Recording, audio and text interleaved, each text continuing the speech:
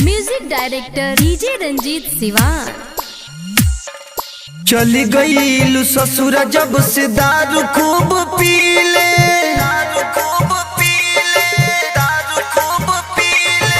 चली गईलू ससुरा जब से दारू खूब पीले, चली गईलू ससुरा जब से दारू खूब पीले। तू का जनबू बेवफा हो कैसे हम जीले, तू का जनबू बेवफा हो कैसे हम जीले, कैसे हम जीले। चली गईलू ससुरा जब से दारू खूब पीले, चली गईलू ससुरा जब से दारू खूब पीले। तू का जनबू बेवफा हो कैसे हम जीले, तू का जनबू बेवफा हो कैसे हम जीले। तू का जनबू बेवफा हो कैसे हम जीले। डीजे रंजीत सिवान।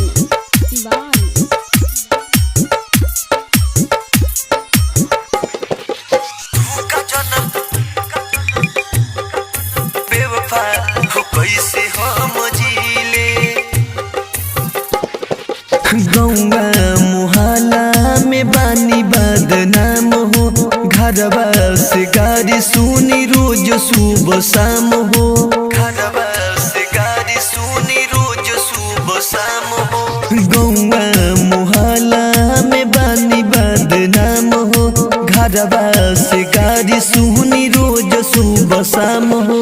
दिलवा के तनको न मिले आराम, चारों तरफ चले बस हमरे ही नाम। ऐसन धोखा दुश्मनों के न मिले, ऐसन धोखा दुश्मनों के न मिले।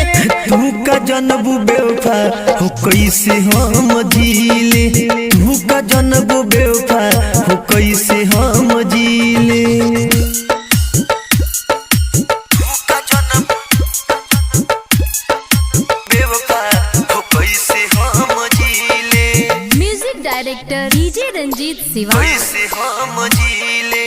गुडू गिरी कहे प्यार नहीं करे, कौनो बेवफा खाती घुट घुटी न मरे, कौनो बेवफा खाती घुट घुटी न मरे।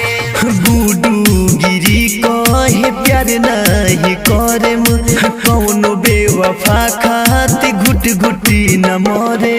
बीरबल बलमुआ करे रब से फरियाद, दिलवा से वो कर मिटा दो न याद। सुनी के नाम तोहर दिलवा हिले, सुनी के नाम तोहर दिलवा हिले।